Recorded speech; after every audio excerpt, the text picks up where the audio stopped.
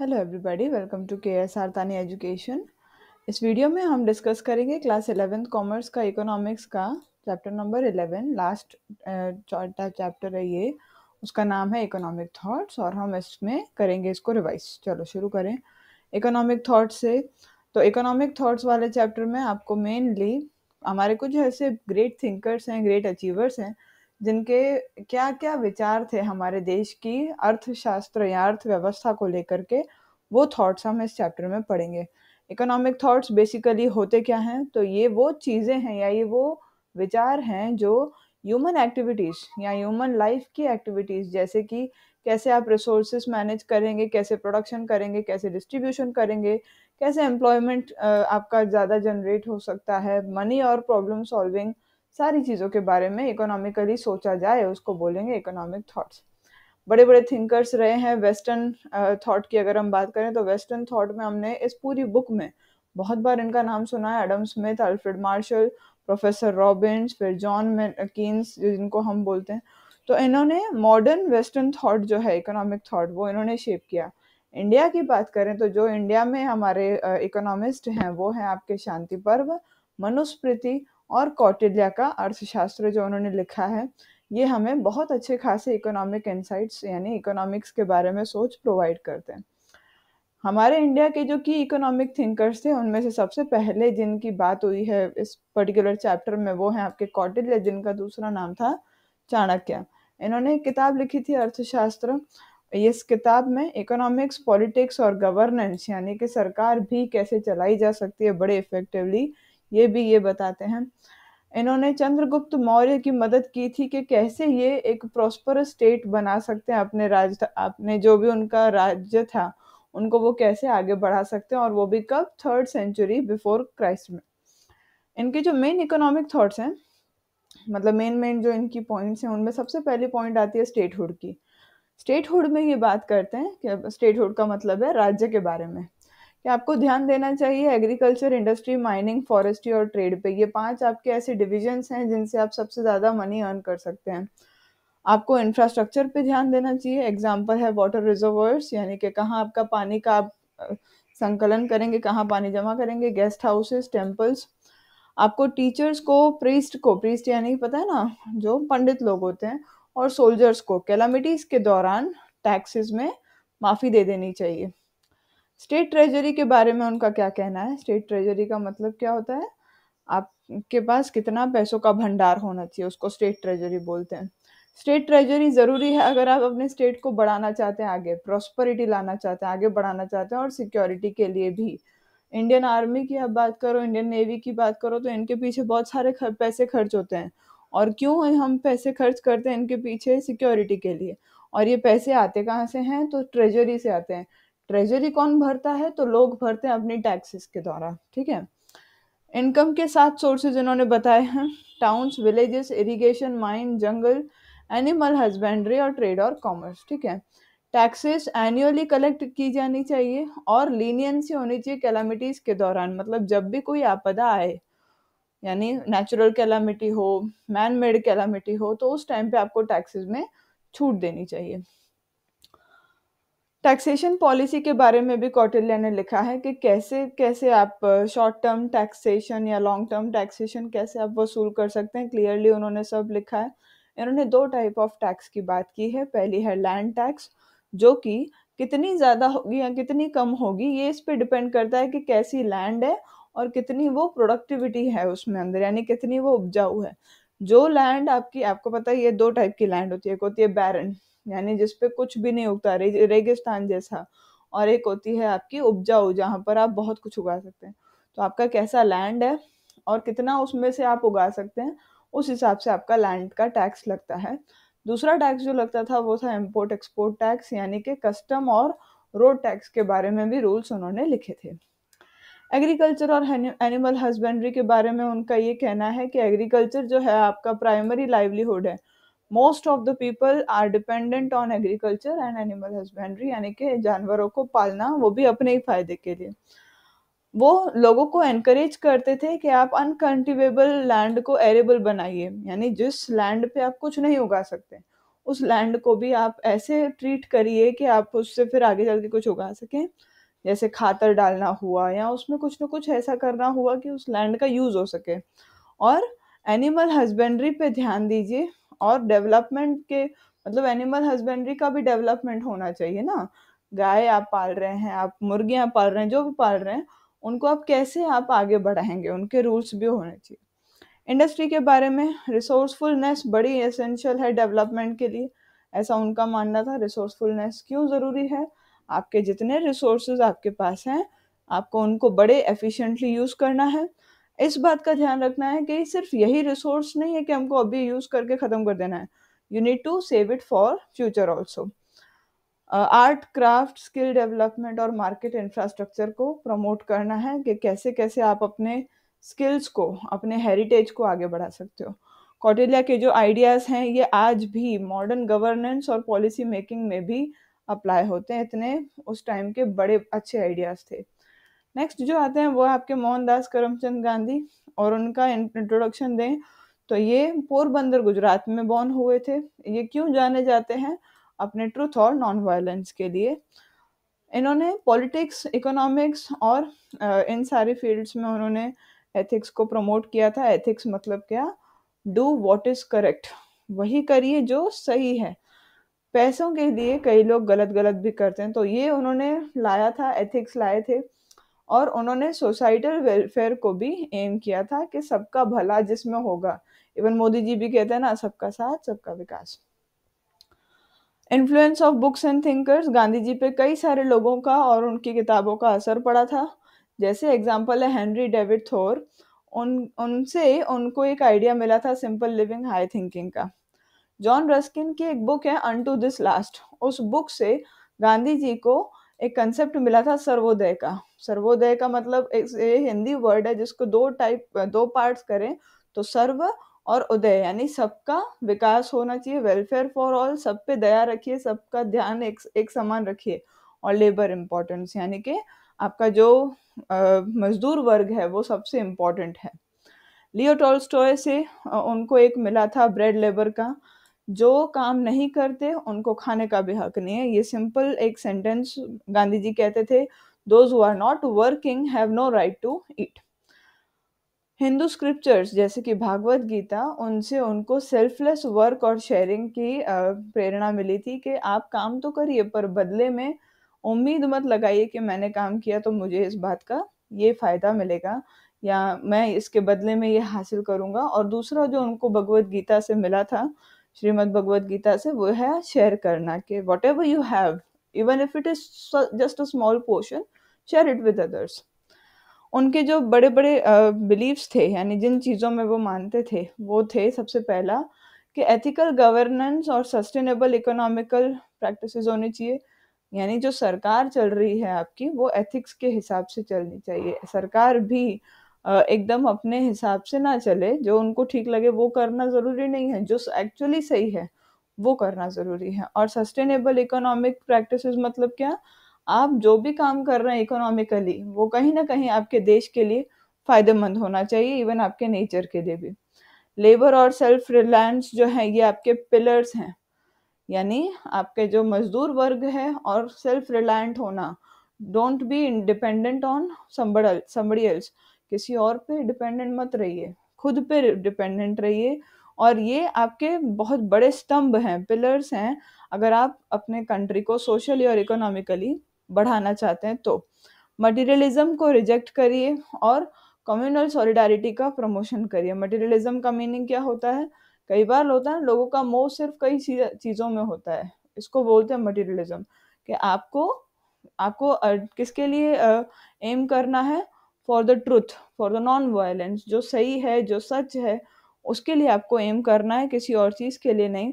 और communal solidarity होनी चाहिए, जितनी भी आपकी कम्युनिटी है उसको साथ में लेकर के चलिए, irrespective of their belief, caste, whatever it is, उसको आप ध्यान मत दीजिए। महात्मा गांधी के इकोनॉमिक थॉट्स की बात करते हैं। जैसे अभी हमने पढ़ा कि 4 किताबों से उनके थॉट्स जो हैं इंस्पायर हुए थे। सबसे पहला जो था वो था सर्वोदय का। इसका मतलब है अपलिफ्टमेंट ऑफ ऑल, सबका विकास करना, स्पेशली जो हेल्पलेस हैं, पुअर हैं और नीडी हैं। भगवत गीता से उनको principle of cooperation and love मिला था, यानी कि सबको प्यार करना चाहिए और सबके साथ मिल करके चलना चाहिए जितने भी आपके लोग हैं। उन्होंने renunciation, service, reduce dependence on machinery, protection of labour and decentralisation to prevent exploitation, ये इन सारी चीज़ों पे उन्होंने ध्यान दिया था कि सबकी सेवा करिए, कहीं पर भी हिचकिचाइए मत कि मैं ये काम क्यों करूं। साथ ही मशीनरी पे ज़्यादा डिपेंडेंट मत रहिए, लेबर को प्रोटेक्ट करिए, जो आपका मजदूर वर्क है उसको सबसे ज़्यादा प्रोटेक्ट करिए। डिसेंट्रलाइजेशन उन्होंने लाया, और डिसेंट्रलाइजेशन का मतलब क्या होता है कि पावर और अथॉरिटी सबके हाथ में होने चाहिए ताकि एक्सप्लॉयटेशन ना हो सके। इन्होंने सोशलिज्म को एडवोकेट किया था विदाउट सोशल इनइक्वालिटीज, मतलब ये चाहते थे कि हमारी समाज में कोई भी भेदभाव ना रहे, सोशलिज्म भले रहे, यानी समाज के जो अलग अलग डिविजन्स होते हैं वो भले रहें लेकिन उनके बीच में भेदभाव नहीं होना चाहिए। लेबर की बात करते हैं, सेकंड नंबर जो इनका इकोनॉमिक थॉट है, इन्होंने बोला था कि लेबर को इक्विटेबल रेम्यूनरेशन मिलना चाहिए। इक्विटेबल रेम्यूनरेशन मतलब क्या, as they are working so that they should be paid, जितना उनका काम है उतना उनका पेमेंट होना चाहिए। इन्होंने सबके लिए एम्प्लॉयमेंट अपॉर्चुनिटीज क्रिएट करने का इनका एक बिलीफ था। इन्होंने डिग्निटी और नेसेसिटी ऑफ फिजिकल लेबर, इस पे बड़ा जोर दिया था। डिग्निटी का मतलब है when you are going to work, जब आप काम करने जाते हो तो आपको वहाँ पर रिस्पेक्ट मिलनी चाहिए। और साथ साथ में फिजिकल लेबर बड़ा ज़रूरी है। कई बार लोग सोचते हैं ना मशीनरी से सब हो सकता है, बट ऐसा नहीं है, मशीनरी को चलाने वाला भी कौन है, इंसान है। साथ साथ में इंटेलेक्चुअल एफर्ट्स भी होने चाहिए। इंटेलेक्चुअल एफर्ट्स मतलब क्या, उन लोगों के ब्रेन को शांत रखने की एक होनी चाहिए कोशिश। फिर आती है बात आपकी, highlighted that physical labour helps eliminate grid and poverty. Physical labour से ही आपका जो ग्रीडीनेस है, यानी कि जो लालच होती है, वो मिट सकती है और पॉवर्टी मिट सकती है, यानी गरीबी मिट सकती है। उनका जो थर्ड इकोनॉमिक थॉट है वो है यूज ऑफ मशीनरी। उन्होंने रेकलेस यूज ऑफ मशीन का एकदम विरोध किया था कि मशीन्स को जितना हो सके कम यूज करिए, और एक्चुअल में वो उन मशीन्स को यूज करने से मना करते थे जिन्होंने ह्यूमन लेबर को रिप्लेस कर दिया था, और उसके कारण अनएम्प्लॉयमेंट बढ़ रहा था। जो मशीन काम कर सकती है, अगर सपोज कर लीजिए एक काम ऐसा है जो इंसान भी कर सकता है, जैसे सपोज पापड़ बनाना हो गया, तो पापड़ बेलना इंसान भी कर सकता है, मशीन भी कर सकता है।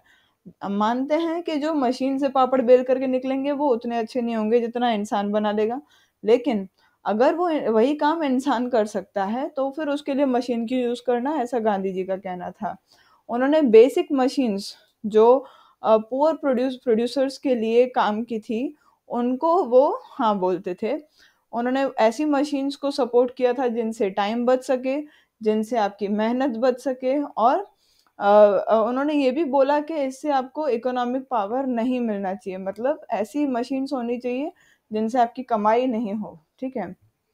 डिसेंट्रलाइज्ड इकोनॉमी, उन्होंने डिसेंट्रलाइज्ड प्लानिंग फोकस किया था, मतलब उस पे उन्होंने फोकस किया था कि सबके हाथ में पावर्स, राइट्स, अथॉरिटीज, रिस्पॉन्सिबिलिटीज होनी चाहिए, और साथ साथ में इससे ही आपका विलेज डेवलपमेंट हो पाएगा, सबको इक्वल बेनिफिट्स मिल जाएंगे।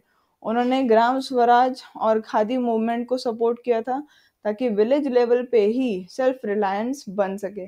आपको पता होगा इंडिया में पहले ज़्यादातर विलेजेस थे, तो अगर आपको इंडिया को चेंज करना है तो सबसे पहले आपको विलेजेस को चेंज करने पड़ेंगे, और सबसे मेन चीज़ जो वो चेंज करना चाहते थे वो ये थी कि इंडिया के विलेजेस सेल्फ रिलायंट बने, ठीक है। नेक्स्ट जो उनका इकोनॉमिक थॉट है वो है सिंप्लिसिटी एंड नॉन पोजेशन, मतलब एकदम सादगी भरा जिंदगी जिए, सिंपल लिविंग, हाई थिंकिंग। भले आपकी लिविंग बहुत एकदम साधारण सी हो, लेकिन सोच जो है आसमान पे होनी चाहिए। उन्होंने ये बोला था कि जितनी आपकी कम ज़रूरतें होंगी उतने ज़्यादा आप खुश रहेंगे, उतना ज़्यादा आपका एथिकल लिविंग होगा, मतलब आपके आदर्श उतने अच्छे होंगे। उन्होंने प्रोडक्शन और डिस्ट्रीब्यूशन, मतलब उन्हीं चीज़ों का प्रोडक्शन होना चाहिए और उन्हीं चीज़ों को बेचना चाहिए जो हमारी ज़रूरतें हैं, और वो सारी चीज़ें नहीं आनी चाहिए जो हमें एक्सप्लॉइट करें। सिंपल सी बात है, if you can travel by a cycle, अगर आप साइकिल से ट्रैवल कर सकते हैं, why do you need to be in a car at that particular, जो भी आपके डिस्टेंस है उस हिसाब से आप अपने व्हीकल्स को चूज करिए। फिर आता है डॉक्ट्राइन ऑफ ट्रस्टीशिप, यानी एक दूसरे के बीच में आता है भरोसा भी इसको बोल सकते हैं, प्लस साथ साथ में ट्रस्टीज का मतलब जो ओनर्स हैं। वेल्थ जो है पूरी सोसाइटी की है और कैपिटलिस्ट जो हैं उनको वेल्थ का ट्रस्टी बनना चाहिए या इस तरह से एक्ट करना चाहिए। जो उनके पास ज़्यादा वेल्थ है, जैसे हम रतन टाटा का यहाँ पर एग्जांपल ले लें, तो उन्होंने अपनी एक्स्ट्रा वेल्थ को हमेशा दान पुण्य में दिया था। तो मतलब उनका जो ज़्यादा वेल्थ था वो सोसाइटी के बेनिफिट के लिए यूज़ करते थे।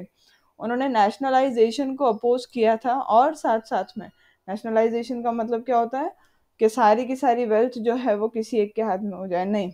आपको वेल्थ रीडिस्ट्रीब्यूशन होना चाहिए, वॉलंटरी, यानी कि आप अपनी मर्जी से अपनी वेल्थ को दूसरों में बांट रहे हैं।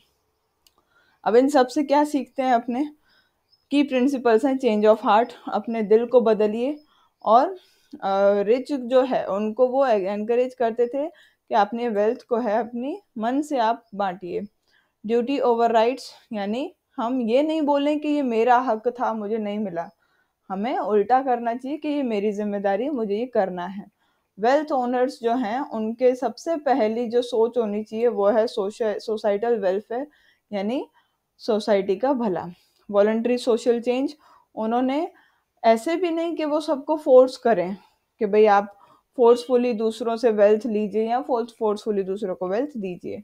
स्टेट कंपनसेशन, जितना भी ट्रस्टीज को कंपनसेशन मिलना चाहिए वो उनको मिलना चाहिए। मतलब अगर मान लीजिए कोई प्रॉब्लम है तो वो उनमें हेल्प करने चाहिए। और अपोज करते थे वो नेशनलाइजेशन का, कि वो बोलते थे कि ट्रस्टीशिप जो है वॉलंटरी होनी चाहिए, अपने मन से होनी चाहिए, स्टेट कंट्रोल से नहीं हो सकती है। पंडित दीनदयाल उपाध्याय की बात करते हैं अब, कि उनके क्या क्या इकोनॉमिक थॉट्स थे। और ये आपके थर्ड और मेरे ख्याल से लास्ट इकोनॉमिक थिंकर हैं। चलो, क्रिटिसाइज पहला पहला है उनका द थर्ड ऑप्शन, कि भाई वो बोलते थे कि अगर मान लीजिए एक पर्टिकुलर आपका जो भी प्रॉब्लम है उसको सॉल्व करने के अगर एक रास्ता नहीं काम आ रहा, दूसरा नहीं आ रहा, तो तीसरा लेकर के आ जाओ। उन्होंने कैपिटलिज्म और सोशलिज्म दोनों को क्रिटिसाइज किया था। आपको पता है इसका मीनिंग अगर मैं रिवाइज करवा दूं? कैपिटलिज्म मतलब क्या? सारी की सारी पावर आम जनता के हाथ में होना। और सोशलिज्म मतलब क्या? सारी की सारी पावर गवर्नमेंट के हाथ में होना। इन्होंने दोनों का अपोज किया था और इन्होंने एक बीच का रास्ता निकाला था कि कैपिटलिज्म भी होना चाहिए, सोशलिज्म भी होना चाहिए। और वो क्यों इसको अपोज करते थे? इनइक्वालिटी, एक्सप्लॉयटेशन और इंस्टेबिलिटी इनसे आती थी। उन्होंने एक इंटीग्रल इकोनॉमिक पॉलिसी बनाने का प्रपोजल दिया था, और ये किस पे बेस्ड होनी चाहिए? इंटीग्रल ह्यूमनिज्म पे, यानी सारे इंसानों का ध्यान रखा जाए। अब इंटीग्रल ह्यूमनिज्म के बारे में पढ़ें कि सारे ह्यूमंस का होलिस्टिक डेवलपमेंट होना चाहिए, ना ही सिर्फ इकोनॉमिकली, यानी पैसों के मामले में नहीं, इन एवरी एस्पेक्ट। उन्होंने डिप्राइव्ड सेक्शंस जो थे, जैसे हम बात करते हैं ना SC ST OBC, जो गरीब वर्ग है उनको ज़्यादा सेवाएं मिलनी चाहिए, टेक्निकल एजुकेशन मिलना चाहिए और उनका लिविंग स्टैंडर्ड इम्प्रूव करना चाहिए। Insight into resources, economic development जो है उसमें ओवरऑल ह्यूमन डेवलपमेंट आना चाहिए, यानी इंसान का पूरी तरह से विकास हो। लेबर ज़रूरी है। प्रोडक्शन प्रोसेस जो है वो सिर्फ और सिर्फ एक बात का ध्यान रखे कि एम्प्लॉयमेंट कैसे जनरेट कर सकते हैं। ओनरशिप ऑफ असेट्स की बात करें तो उन्होंने प्राइवेट ओनरशिप का पूरी तरह से एकदम बहिष्कार किया था। उन्होंने बोला था कि ये एकदम सही नहीं है। प्राइवेट ओनरशिप का सिंपल मीनिंग होता है आपका कैपिटलिज्म, ठीक है। और उन्होंने बोला था कि लिमिट होना चाहिए कि आप कितनी प्रॉपर्टी होल्ड कर सकते हो। हालांकि ऐसा अभी तक कोई लिमिट है नहीं, आप जितनी चाहो उतनी प्रॉपर्टी खरीद सकते हो। उन्होंने बोला था कि वेल्थ का जो है एथिकल यूज होना चाहिए, और वो किस में होना चाहिए? ह्यूमन की डेवलपमेंट में होना चाहिए। डिसेंट्रलाइज्ड इकोनॉमी, उन्होंने सेंट्रलाइजेशन का अगेन अपोज किया था, जैसे महात्मा गांधी ने किया था कि सेंट्रलाइजेशन नहीं होना चाहिए। Centralisation of power and assets का मतलब क्या होगा? कि सारा पावर एक आदमी के हाथ में है, सारे असेट्स भी एक ही आदमी के हाथ हैं। इसका मतलब होता है सोशलिज्म जो है सरकार का। उन्होंने बोला था कि कॉटेज और स्मॉल इंडस्ट्रीज का डेवलपमेंट होना चाहिए। साथ साथ में उन्होंने कंजम्पशन जो थर्ड पॉइंट इसका ये है, उन्होंने डिसीजन मेकिंग लोकल लेवल्स पे, यानी कि एकदम निचले स्तर पे डिसीजन मेकिंग करने को कहा था। किस बारे में? प्रोडक्शन, डिस्ट्रीब्यूशन और कंजम्पशन के बारे में। रेस्ट्रिक्टिंग कंजम्पशन, वो बोलते थे कि जितना आपका नेशनल सेल्फ रिलायंस है, मतलब जितना आप खुद पे निर्भर हैं बस उतने पे ही कंजम्पशन को रोक के रखिए। कहने का मतलब ये है कि आपको इतना ज़्यादा नहीं खर्चा करना है कि आप दूसरों से उधार लें या दूसरों से आपको मांगना पड़े। Emphasised production and distribution with in income limits, यानी जितनी आपका, ऐसे बोलते हैं ना, एक कहावत है कि जितने चद्दर है उतने ही पैर फैलाइए। जितनी आपकी इनकम है उतने का ही प्रोडक्शन करिए और उतने को ही बेचिए। नेक्स्ट जो बात आती है वो है आपका लेबर इंटेंसिव प्रोडक्शन, यानी कि ऐसा प्रोडक्शन होना चाहिए जिसमें लेबर सबसे ज़्यादा काम करे।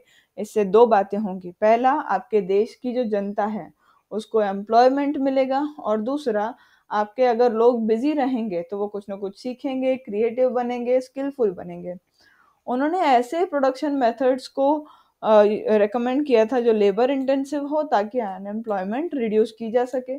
और लास्ट जो वो बोलते हैं कि वो स्मॉल इंडस्ट्रीज को सेटअप करने में बड़ा इनकरेज किया करते थे, जिसमें सिंपल मशीन्स हों, ताकि पॉपुलेशन का जो प्रेशर है एग्रीकल्चर पे, अगर इंडिया के सारे लोग एग्रीकल्चर से पैसे कमाने लगेंगे तो बाकी की सारे काम कौन करेगा। तो पॉपुलेशन एग्रीकल्चर में ना जा करके स्मॉल इंडस्ट्रीज में भी काम करे, ऐसा उनका मानना था।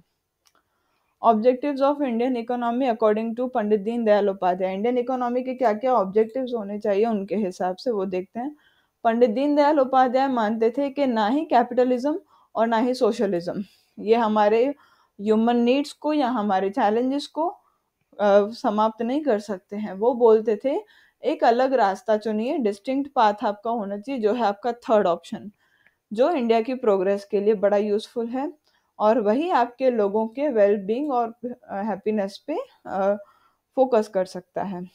उनके जो की ऑब्जेक्टिव्स थे वो ये 8 की ऑब्जेक्टिव्स हैं उनके। सबसे पहला, मिनिमम स्टैंडर्ड ऑफ लिविंग, यानी आपका स्टैंडर्ड, आप जो भी जीते हैं जिंदगी, वो एकदम बेसिक स्टैंडर्ड ऑफ लिविंग होना चाहिए। आपको ज़्यादा इस्तेमाल करना है कर सकते हैं, but you should get at least basic things. फिर आता है नेशनल सिक्योरिटी, आपके जो नेशन की सिक्योरिटी है ये आपका सबसे बड़ा एक प्रायोरिटी होना चाहिए। ग्रेजुअल एंड इनोवेटिव प्रोसेस, आप ऐसा तो नहीं कर सकते कि अभी आप यहाँ हैं तो अचानक से आप उधर पहुंच जाएंगे पीक पे, नो। आप धीरे धीरे इनोवेटिव मेथड्स को यूज करके इंडिया को ग्लोबल इकोनॉमी बनाइए। एम्प्लॉयमेंट फॉर ऑल, सबको एम्प्लॉयमेंट मिलना चाहिए जो भी यंग हैं और कैपेबल इंडिविजुअल्स हैं। Prudent use of natural resources, जितने भी आपके नेचुरल रिसोर्सेज आपके पास हैं उनको बहुत ही ध्यान से इफेक्टिवली यूज करिए। फिर आता है फैक्टर सेंसिटिव प्रोडक्शन प्रोसेसेस, यानी कि आपके जो फैक्टर्स हैं, यानी कि लैंड, लेबर, कैपिटल और एंटरप्रेन्योरशिप, इनकी कैसी अवेलेबिलिटी है। जो भी आपके पास ज़्यादा है उसको ज़्यादा यूज़ करिए, जो कम है उसको कम इस्तेमाल करिए। ऐसे मेथड्स यूज़ करिए कि आपकी अवेलेबिलिटी आपको फ़ायदा लाए, नुकसान ना लेकर के आए। नेक्स्ट जो पॉइंट आती है वो है ह्यूमन सेंट्रिक इकोनॉमिक प्लानिंग, यानी आपका इकोनॉमिक प्लानिंग कैसा होना चाहिए, इंसान को ध्यान में रखते हुए। आपका इकोनॉमिक प्लानिंग जो है इंसान की सोशल, कल्चरल और ह्यूमन वैल्यूज जो है लाइफ की, वो उस पर ध्यान देना चाहिए। साथ साथ में मटेरियलिस्टिक फोकस पे आपको बिल्कुल ध्यान नहीं देना है। नेक्स्ट, मटेरियलिस्टिक का यहाँ पर मीनिंग ये होता है कि हर इंसान, आपने देखा होगा, सिर्फ पैसों के पीछे भागता है, वो नहीं करना है अपने को।